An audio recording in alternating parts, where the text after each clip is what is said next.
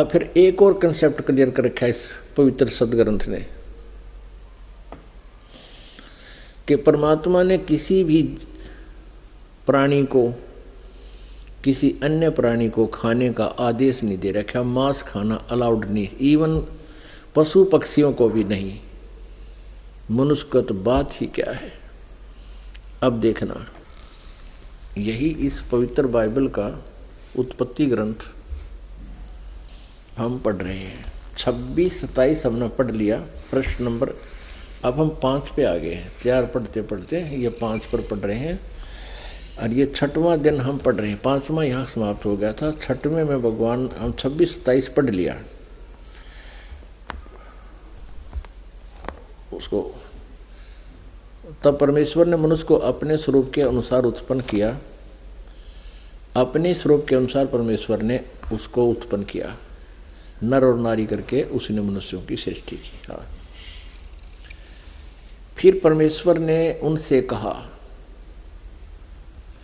सुनो, जितने बीज वाले छोटे छोटे पेड़ सारी पृथ्वी के ऊपर हैं और जितने वृक्षों में बीज वाले फल होते हैं वे सब मैंने तुमको दिए हैं, वे तुम्हारे भोजन के लिए। इसमें फाइनल कर दिया 29 नंबर श्लोक में, वाक्य में, कि परमेश्वर ने उनसे कहा, मनुष्यों से, सुनो, जितने बीज वाले छोटे छोटे, यहाँ से देखो कोई सोचेगा कि 28 माना पड़ा। और परमेश्वर ने उनको आशीष दी और कहा, और उनसे कहा कि फूलो फलो, मनुष्यों को पृथ्वी में भर जाओ और उसको अपने वश में कर लो, और समुद्र की मछलियों और आकाश के पक्षियों और पृथ्वी पर रेंगने वाले सब जंतुओं पर अधिकार रखो। यानी उनका, तुम उनसे बुद्धिमान बने रहो, उनका कंट्रोल रखो। जैसे हाथी, शेर, रीछ, भालू सर्कस में बांध कर उनको नचाने लगे मनुष्य, खाने को नहीं कहा। फिर परमेश्वर ने उनसे कहा, तुम सुनो, जितने बीज वाले छोटे छोटे पेड़ सारी पृथ्वी के ऊपर हैं और जितने वृक्षों में बीज वाले फल होते हैं वे सब मैंने तुमको दिए हैं, वे तुम्हारे भोजन के लिए। ठीक है, अब आगे देखो 30 में,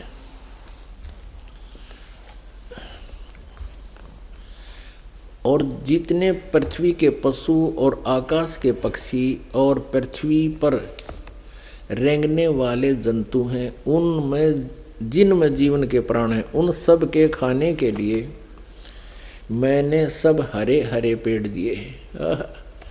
और वैसा ही हो गया। तब परमेश्वर ने जो कुछ बनाया था सबको देखा तो क्या देखा कि वह बहुत ही अच्छा है। तथा सांझ हुई, फिर भोर हुई, इस प्रकार यो 6वां दिन हो गया। यूं आकाश और पृथ्वी और उनकी सारी सेना का बनाना समाप्त हो गया। और परमेश्वर ने अपना काम जिसे वह करता था 7वें दिन समाप्त किया, और उसने अपने किए हुए सारे काम से 7वें दिन विश्राम किया। और परमेश्वर ने 7वें दिन को आशीष दी और वो पवित्र ठहरा। 7वें दिन परमात्मा ने विश्राम किया। अच्छा, अब इस यहाँ तक विचार करने की बात है। एक बहुत ही अच्छा विचारणीय विषय है कि परमात्मा जो पूर्ण ब्रह्म था, पूर्ण परमात्मा ने सृष्टि रची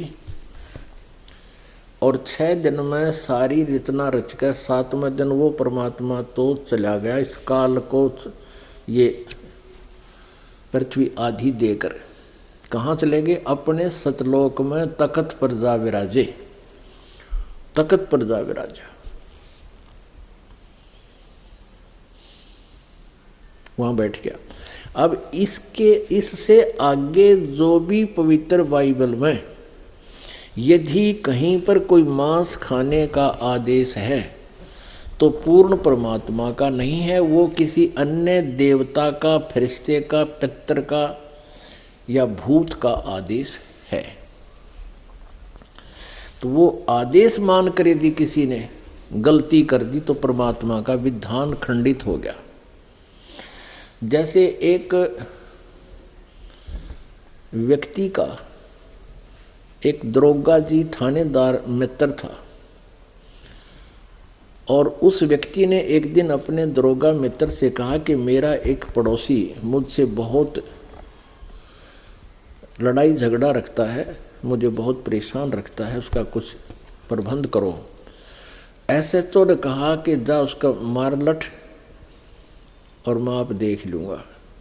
आदेश पाकर अपने मित्र एसएचओ अधिकारी का उस व्यक्ति ने आकर अपने पड़ोसी अपने शत्रु का लठ मार दिया। लठ लगने से, उसकी लाठी लगने से उसकी मृत्यु होगी। अब वही एसएचओ जो उसका मित्र था उसको पकड़ के लाया और जेल में डाल दिया, उसको सजाए मौत हुई।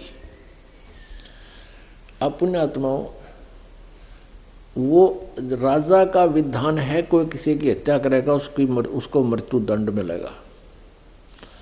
और उस व्यक्ति ने अपने एक मित्र अधिकारी की आज्ञा का पालन कर लिया, जिससे राजा का विधान टूट गया। विधान टूटने से उसको सजा मिली। इसी प्रकार इस पवित्र बाइबल में आगे यदि कहीं लिखा है मांस खाओ, इसमें ऐसा भी लिखा है ऐसे खुरों वालों का मांस खाओ, ऐसे वालों का नहीं खाओ, ऐसा लिखा है इसके अंदर।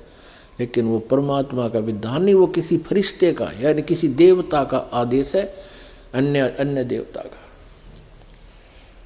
वो मान्य नहीं है। उसके मानने से हम अपराधी हो जाएंगे, परमात्मा सजा। इन पुस्तकों का PDF नीचे डिस्क्रिप्शन में दिया गया है।